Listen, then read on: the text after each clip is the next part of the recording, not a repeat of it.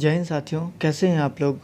उम्मीद है आप लोग स्वस्थ होंगे, मस्त होंगे, तंदुरुस्त होंगे और हमारे सीटेट का पिछले क्लासेस को आप लोग देख करके, रिवाइज करके और याद करके आए होंगे। तो चलिए आज हम लोग बुद्धि या फिर इंटेलिजेंस के ऊपर चर्चा करेंगे। बुद्धि क्या होता है कि किसी भी समस्याओं को सुलझाने में मदद करती है। इंटेलिजेंस हमारी किसी भी समस्या को सुलझाने में मदद करती है। किस तरह से सुलझाने में मदद करती है? तो तार्किक चिंतन करके, इमेजिनेशन करके, तर्क वितर्क करके। अब तर्क वितर्क और इमेजिनेशन कैसे होता है या फिर थिंकिंग कैसे होता है कि तो हम लोग देख लेंगे कि जैसे हम लोग अभी सीटेट का प्रिपरेशन कर रहे हैं। हम लोग नहीं, मतलब आप लोग सीटेट का प्रिपरेशन कर रहे हैं। तो सीटेट के लिए आप लोग कोई ना कोई मार्क्स चूज़ किए होंगे कि हमको इतने कट ऑफ के ऊपर मार्क्स ले आना है। तो जैसे मान लीजिए कि बहुत सारे ऐसे बच्चे होंगे जो सीटेट में सोच रहे होंगे कि 130 प्लस लाने का या फिर 140 प्लस लाने का। तो वो क्या सोच रहे हैं, यानी कि इमेजिन कर रहे हैं कि हमें इस तरह से पढ़ना है और हमें 130 प्लस मार्क्स लाने हैं। तो जब 130 प्लस के बारे में इमेजिन कर रहे होंगे तो सोच रहे होंगे, थिंकिंग कर रहे होंगे, उसके ऊपर तर्क वितर्क कर रहे होंगे। तर्क वितर्क करने का मतलब ये है कि अपना शेड्यूल फिक्स कर रहे होंगे। तो जब आप लोग शेड्यूल अपना फिक्स करते हैं यानी कि तर्क करते हैं, और किस तरह से शेड्यूल फिक्स कर रहे हैं उसे तो हम आप लोग जो है सो थिंकिंग का यूज़ करके कर रहे हैं। और जब 130 प्लस के बारे में सोच रहे हैं तो इमेजिन कर रहे हैं। आशा है आप लोग समझ गए होंगे कैसे बुद्धि का उपयोग करके तर्क किया जाता है, थिंकिंग किया जाता है और इमेजिनेशन किया जाता है। आगे है कि इंटेलिजेंस एक मल्टी डायमेंशनल है। इंटेलिजेंस क्या है कि मल्टी डायमेंशनल है और कठिन योग्यताओं यानी कि कॉम्प्लेक्स कैपेबिलिटी का एक सेट है। बुद्धि अस्थाई और परिवर्तनशील होती है। बुद्धि क्या होती है कि अस्थाई है और परिवर्तनशील है। अब आप कहेंगे कि अस्थाई कैसे है और परिवर्तनशील दोनों ही कैसे हैं? तो बुद्धि जो हम लोग निकालते हैं तो उसमें हम लोग आईक्यू लेवल के ऊपर डिपेंड करते हैं। तो किसी भी बच्चे का जो आईक्यू लेवल होता है वो फिक्स होता है। हालांकि आईक्यू लेवल को थोड़ा बहुत चेंज किया जा सकता है। कैसे चेंज किया जा सकता है कि अगर मान लीजिए किसी भी बच्चे का आईक्यू लेवल थोड़ा सा कम है या फिर बहुत ज़्यादा कम है, तो उसको एक अच्छा इन्वायरमेंट दे के उसके अंदर थिंकिंग क्रिएटिविटी ज़्यादा करके उसका जो है सो आईक्यू लेवल थोड़ा बढ़ा सकते हैं। लेकिन सामान्यतः बुद्धि का जो आईक्यू लेवल जो होता है वो अस्थाई होता है। अब परिवर्तनशील कैसे हुआ? तो आईक्यू लेवल बच्चे का सामान्य रहता है, स्थिर मतलब स्थिर रहता है। लेकिन जो है सो वो परिवर्तन इस हिसाब से रहता है कि हम लोग कभी नॉर्मल मूड में रहते हैं, कभी गुस्से में रहते हैं, तो कभी ओवर थिंकिंग करते हैं। तो जब हम लोग गुस्सा में रहते हैं तो उस टाइम में हम लोग जो है सो अपना बुद्धि या फिर आपा खो देते हैं। जैसे लोगों के आप मुख से सुने होंगे कि जब इंसान गुस्सा रहता है तो वो सोचना समझना और या फिर तर्क करना थोड़ा सा उसकी कैपेबिलिटी उसकी कम हो जाती है। और जैसे ही लोग शांत रहते हैं तो शांत में उनका जो है सो आईक्यू लेवल यानी कि बुद्धि यानी कि सोचने का तरीका जो है सो थोड़ा सा बढ़ जाता है। तो इस हिसाब से हम यह कह सकते हैं कि बुद्धि जो है सो परिवर्तनशील है, यानी कि कभी कम हो जाती है तो कभी ज़्यादा हो जाती है। और अस्थाई किस हिसाब से है? क्योंकि हर इंसान का एक आईक्यू लेवल होता है और आईक्यू लेवल के हिसाब से बुद्धि जो है सो अस्थाई होती है और परिवर्तन उनके मूड के हिसाब से होती है। आगे क्या है कि बुद्धि अनुकूलन यानी कि एडप्टेशन स्थापित करने में हेल्प करती है। जैसे मान लीजिए कि अगर हम लोग कोई क्लासेस कर रहे हैं, सपोज दैट कि आप लोग जो है सो बच्चे को ऐड सिखा रहे हैं। गणित का क्लास है जिसमें कि आप जो है सो जोड़ सिखा रहे हैं। तो आप जिस हिसाब से जोड़ सिखा रहे हैं, बच्चे को बोर्ड पे लिख रहे हैं और बच्चा आप ही के तरह जो है सो लिख रहा है और उसी तरह से वह सेम स्टेप लेके अगर वो भी उसी टाइप का एडिशन को सॉल्व कर रहा है, यानी कि बच्चा आपका अनुकरण कर रहा है। क्या कह रहा है, अनुकरण कह रहा है, जिसे अनुकूलन कहते हैं, एडप्टेशन कहते हैं। यानी कि आपके तरह जो है सो वो बच्चा एक्टिविटी कर रहा है, तो उसे क्या कहते हैं, एडप्टेशन कहते हैं। तो वो किसके माध्यम से हो रहा है, तो बच्चा अपने बुद्धि का इस्तेमाल करके हो रहा है, यानी कि बुद्धि की सहायता से कर रहा है। तो बुद्धि हमारे एडप्टेशन स्थापित करने में मदद करती है। ठीक है, अब हम लोग आ जाते हैं बुद्धि के प्रकार के ऊपर, यानी कि टाइप्स ऑफ इंटेलिजेंस के ऊपर। टाइप्स ऑफ इंटेलिजेंस, बुद्धि के कई प्रकार होते हैं। कई विद्वानों ने बुद्धि के बहुत सारे थ्योरी दिए हुए हैं, जिसको हम जो है सो बुद्धि के सिद्धांत के अंतर्गत पढ़ेंगे। तो पहले देख लेते हैं बुद्धि के प्रकार, यानी कि टाइप्स ऑफ इंटेलिजेंस। हमारे एक वैज्ञानिक है, मनोवैज्ञानिक है, थॉर्नडाइक के अनुसार बुद्धि 3 प्रकार के होते हैं। बुद्धि कितने प्रकार के होते हैं, तो 3 प्रकार के होते हैं। अब कौन कौन से 3 प्रकार के बुद्धि होते हैं, तो उनका हम लोग डिटेल में अध्ययन करेंगे। क्या करेंगे, हम लोग डिटेल में इनका अध्ययन करेंगे। तो कैसे करेंगे, तो बुद्धि जो है सो मूर्त बुद्धि, बुद्धि का जो एक प्रकार है वो मूर्त बुद्धि है, यानी कि कॉन्क्रिएट इंटेलिजेंस होता है। अब मूर्त बुद्धि किसे कहते हैं, अगर हमारे सामने कोई भी सामान, यानी कि सबसे पहले तो हम लोग फार्मूला से देख लेते हैं कि मूर्त बुद्धि से अभिप्राय है जो चीज़ें हमारे सामने प्रत्यक्ष रूप से उपलब्ध होता है, तो उसे जो है सो मूर्त बुद्धि के अंतर्गत रखा जाता है। जैसे मैकेनिक है या फिर कारीगर है, तो इन लोगों को मूर्त बुद्धि के अंतर्गत रखा जाता है।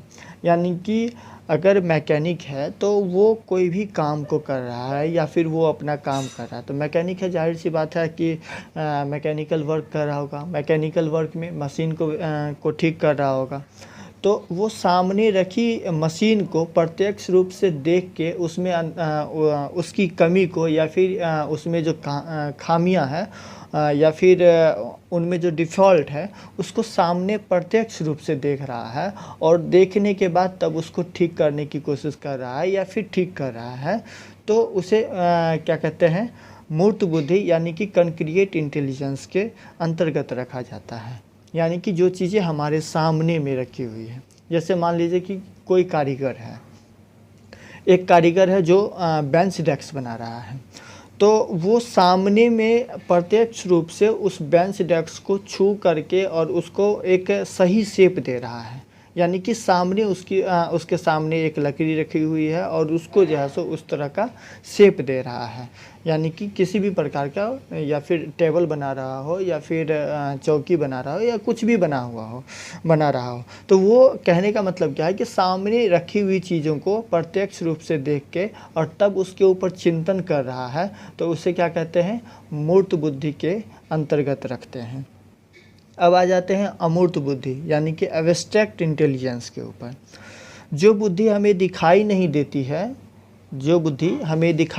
देती है, जो भावनाओं और विचारों से संबंधित होती है। किससे संबंधित होती है, भावनाओं और विचारों से संबंधित होती है, तो उन्हें अमूर्त बुद्धि के अंतर्गत रखा जाता है। जैसे कवि हो गया, तो कवि जो बातें बोलते हैं तो उनकी बातों को हम लोग कल्पना करते हैं। हम लोग क्या करते हैं, कल्पना करते हैं, या फिर उनकी भावनाओं को समझते हैं, या उनकी जो विचारें हैं उन्हें कल्पना के द्वारा हम लोग ये समझने की कोशिश करते हैं। तो वो चीज़ें हमारे सामने दिखाई नहीं देती है, उसको हम क्या कहते हैं, इमेजिनेशन करते हैं।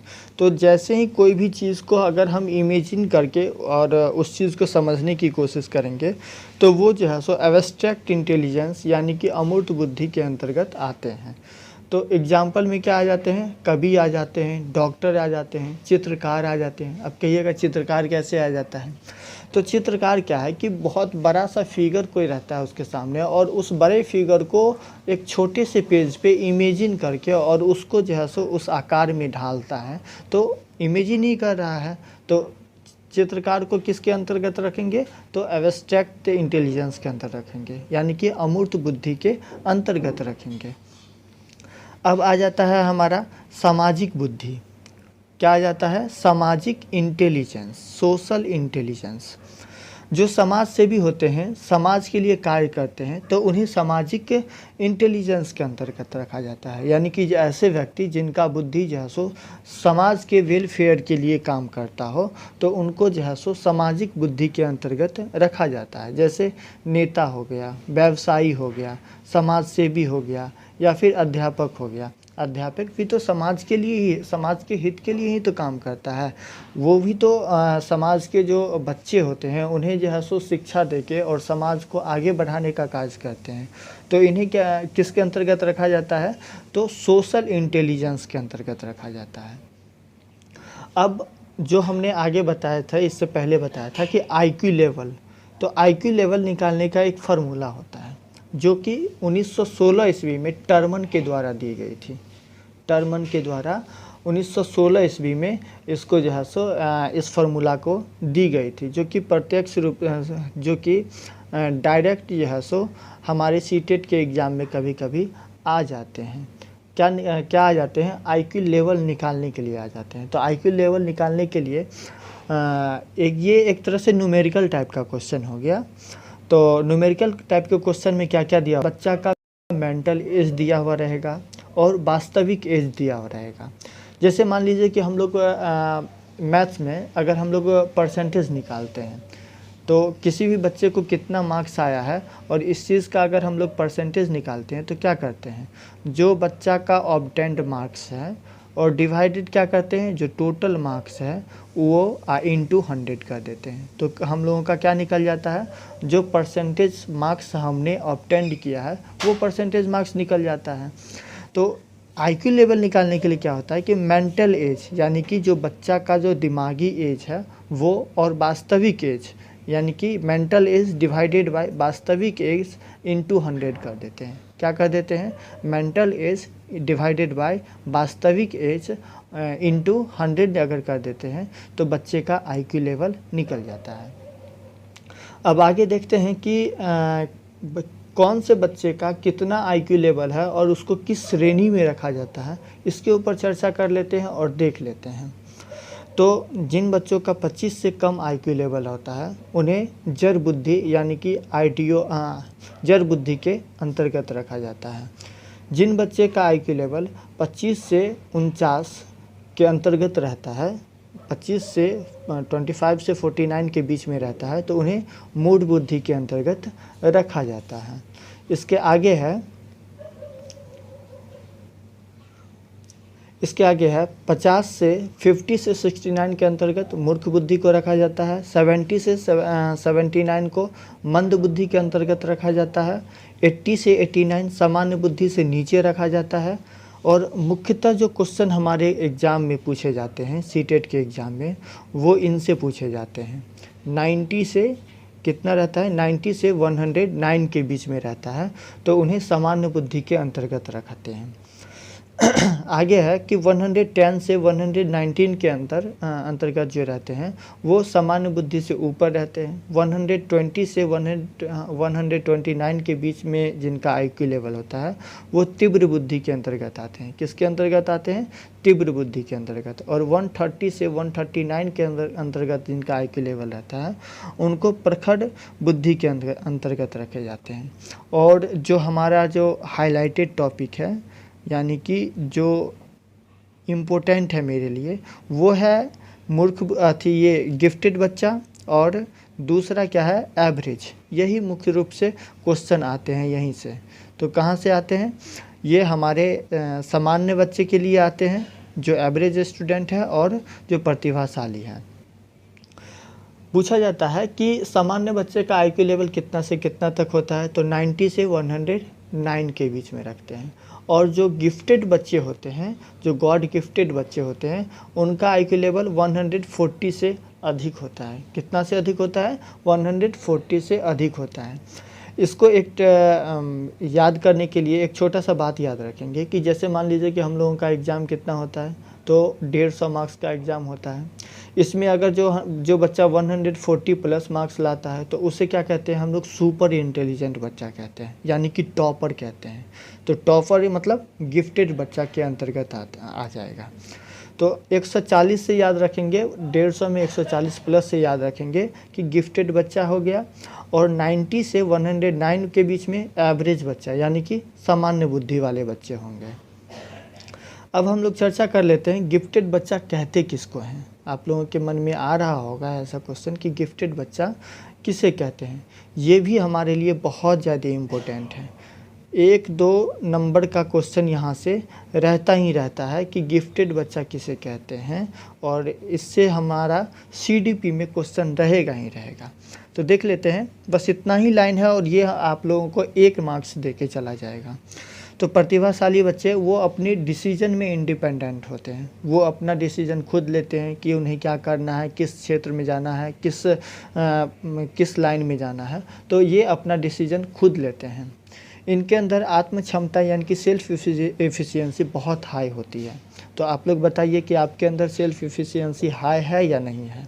इसका एक छोटा सा एग्जांपल है जिस तरह से आप ये आंकड़ा लगा सकते हैं कि आपके अंदर सेल्फ एफिशिएंसी हाई है या नहीं है। क्या आप लोग हमें कमेंट में बताएं कि आप जो सीटेट का फॉर्म भरे हैं, तो सीटेट के फॉर्म भरने के बाद आपके अंदर ये अंदर से हार्ट अलाउ कर रहा है कि आप लोग पास कर जाएंगे। अगर आप लोगों का हार्ट या फिर आप लोगों के अंदर इतनी क्षमता है या फिर आप लोगों के अंदर से इतनी कैपेबिलिटी है कि आप ये कह सकें कि हाँ हम सीटेट का एग्ज़ाम पास कर सकते हैं, इट मीन्स कि आप गिफ्टेड बच्चे हैं। गिफ्टेड बच्चे मतलब आपके अंदर सेल्फ आत्म क्षमता जो है सो बहुत ज़्यादा हाई है। तभी तो आप जो है सो जिस काम को करने के लिए जा रहे हैं वो काम जो है सो करने से पहले आपको ये लगता है कि आप कर सकते हैं। क्योंकि आपके अंदर सेल्फ एफिशिएंसी बहुत ज़्यादा हाई है।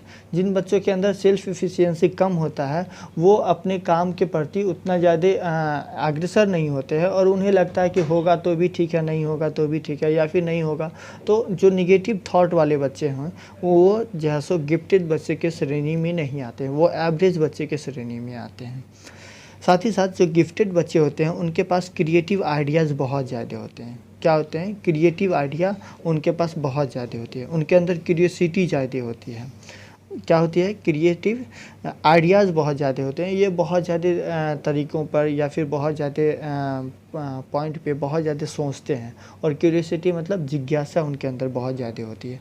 हर चीज़ को जानने की इच्छा बहुत ज़्यादा होती है। तो गिफ्टेड बच्चे के अंदर क्या होता है कि वो सेल्फ इंडिपेंडेंस होते हैं, उनके अंदर सेल्फ एफिशिएंसी बहुत ज़्यादा होती है। डिसीजन लेने में जो है सो वो खुद आगे बढ़ के डिसीजन लेते हैं। उनके अंदर क्रिएटिव आइडियाज़ बहुत ज़्यादा होते हैं, उनमें क्यूरियोसिटी बहुत ज़्यादा होती है। साथ ही साथ जो गिफ्टेड बच्चे होते हैं उनके स्कूल के अलावा और भी जो है सो सोर्सेज से उन्हें सपोर्ट की ज़रूरत होती है, जिससे वो अपना जो है सो लक्ष्य को प्राप्त कर सके, या फिर कुछ अलग करके जो नॉर्मल बच्चे हैं उनसे कुछ अलग करने के लिए उन्हें एक्स्ट्रा सपोर्ट की ज़रूरत होती है। इनका जो है so mental process high category का होता है। क्या होता है? मेंटल प्रोसेस बहुत ही हाई कैटेगरी का होता है। तो आज के लिए इतना ही। मिलते हैं अगले क्लासेस में, जिसमें हम लोग थ्योरी ऑफ इंटेलिजेंस के बारे में चर्चा करेंगे। और आप लोग ज़रूर हमें कमेंट में बताएं कि कैसा रहा आप लोगों के लिए क्लास।